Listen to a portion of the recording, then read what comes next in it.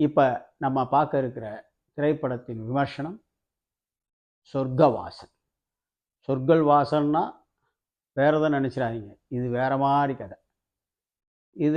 இந்த படத்தில் வந்து ஹீரோவா ஆர்ஜே பாலாஜி, சித்தார்த் விஸ்வநாத் இயக்கியிருக்கிறார்.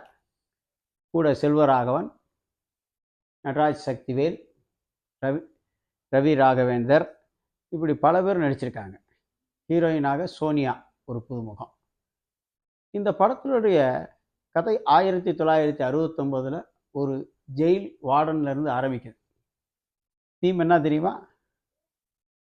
சொர்க்கத்துக்கு போகணுமா, நரகத்துக்கு போகணுமா? சொர்க்கத்துக்கு போனால் மண்டிட்டு இருக்கணும், நரகத்துக்கு போனால் அதுக்கு தலைவனாகவே இருக்கலாம். அப்போ எதை தேர்ந்தெடுக்கலாம் அப்படின்ற கதை. எதை தேர்ந்தெடுத்திருப்பாங்க? தலைவனாக இருக்கிறது தான். இந்த தீமே ஒரு மாறுபட்ட ஒரு முரண்பாடான தீம். அதுக்கப்புறம் வழக்கம் போல் தள்ளுவண்டி கடை, அதில் ஹீரோ, அப்புறம் ஹீரோ மேலே விழுகிற கொலைப்பலி, இதற்காக ஜெயிலில் நடக்கும் பெரிய கலவரம். 1999க்கு போயிடுற அந்த கதையில் ஒரு விசாரணை கமிஷன். அந்த விசாரணை கமிஷன் விசாரித்து அறிக்கை சமர்ப்பிக்கணும். இதுதான் இந்த கதையினுடைய ஓட்டம். இந்த படம் பார்த்தீங்கன்னா, சிறைச்சாலையை பற்றிய பல படங்கள் வெளிவந்த நிலையில் மகாநதின்னு ஒரு படம் கமலஹாசன் நடிச்சிருப்பார். அந்த படத்தில் வாழ்ந்திருப்பார். இந்த படம் பார்த்தீங்கன்னா, தாதாக்கள் அரசியல்வாதிகள் எப்படி சிறைச்சாலைக்குள் இருக்கும்போது பயன்படுத்துகிறார்கள், சிறைச்சாலையை தாதாக்கள் எப்படி கட்டுப்பாட்டில் வைத்திருக்கிறார்கள், அவர்கள் அங்கே என்னென்ன செய்கிறார்கள் என்ற பல காட்சிகள் இடம்பெற்றிருந்தாலும் அதற்கான ஒரு வலுவான கதாபாத்திர அமைப்பு இல்லை. படத்தில் பல சீன்கள் 18+ தான், அதாவது வசனங்களும் சில காட்சிகள்.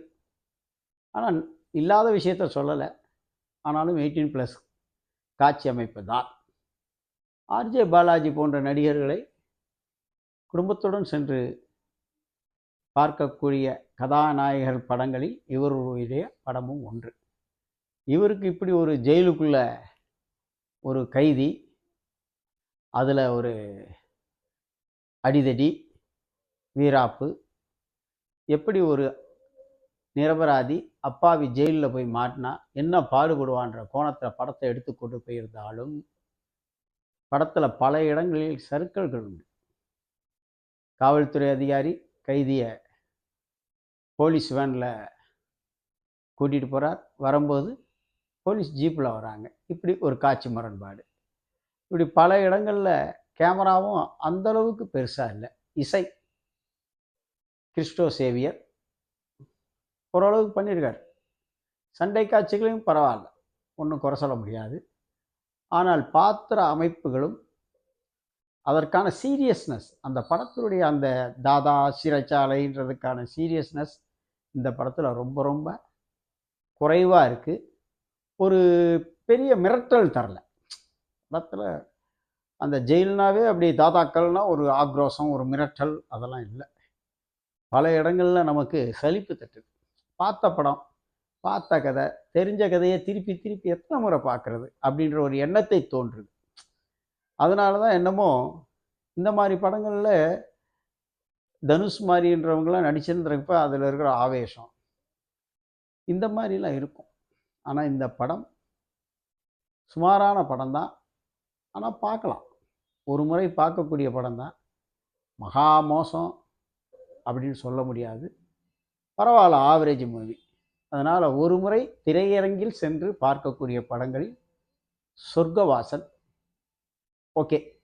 ஆனால் படத்தின் டைட்டிலை மட்டும் தயவு செய்து மாற்றிடுங்க, சிறைவாசல் இல்லை சிறை வாசகம். சிறை வாசகத்தில் சிறையில் என்ன அப்படின்னு போட்டிருக்கலாம். ஏன்னா கதையே சொர்க்கவாசலுக்கும் அதுக்கு சம்மந்தமே இல்லை. அதனால் டைட்டிலுக்கும் கதைக்கும் பொருத்தம் இல்லை. ஆதலால் கதைக்கும் டைட்டிலுக்கும் பொருத்தம் இல்லாமல் இருக்கும்போது மக்களுக்கும் கதைக்கும் கனெக்ட் ஆகிறது ரொம்ப கஷ்டம். இதைத்தான் நாங்கள் சொல்ல வரோம். உடனே கோவப்படாதீங்க. அதனால் மீண்டும் அடுத்த விமர்சனத்தில் சந்திக்கும் வரை விடைபெறுகிறோம். நன்றி, வணக்கம்.